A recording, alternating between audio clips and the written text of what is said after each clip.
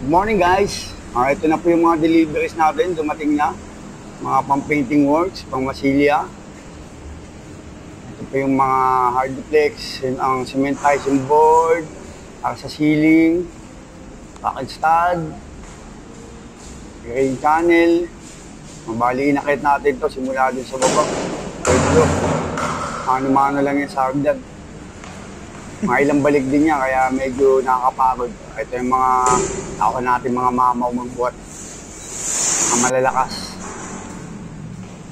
Kaya hindi pwede mahinan nila lang dito. Halos buong araw sila nag-aakit yan. Ayun, mamadali po. Bali, naka-layout na tayo. Pagkatapos natin akit ng mga deliveries, mag-install na tayo yan. Gagawin na natin itong mga partition, itong mga layout na to. Kung ano yung nakikita nyo mga guhit na yun, yun mismo yung actual ng mga partition na ginagawa natin dito sa office ng gagawin namin. Ayan. Pinamaklingan na natin yan para maiwasan natin magkamali. Masunod natin yung plano.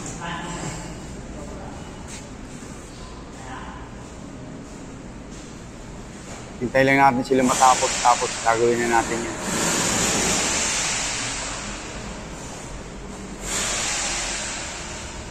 Ito, bali itong mga ceiling na to, sisiler lang natin to. Papakinisin lang ng konti, tapos sealer. Open ceiling na siya, wala siyang kisame. Ang may kisame lang doon sa entrance lang, sa middle, sa section area. Itong mga wall na to, yan, napamasilyahan na natin yan. Pag naliha yan, pa-primer na natin. Ito, yung siya, pinapapakpak na yung mga tiles para ikita na maayos, para kakapit yung tiles natin.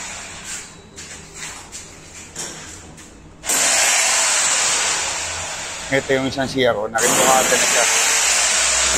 Pag sinabi rimukada, ito yung pag-agit sa tapat na palitada para kapit na kapit yung tiles. Pagka inabit natin, may iwasan yung pagkakapak. Kaya kailangan natin gawin yun. I-rebukado muna bago natin kapitan ng tiles. Tapos diretso adhesive na yung gagamitin natin. Ayan, ito na. Isimula na kami magkapit. Tapos sila magbuhat. Ito, diretso kapit na agad. Yan ang mga malalakas na nila lang. Walang ginagamitan natin ng laser yan, baka sigurado yung ginagawa natin kaya nasa hulog siya.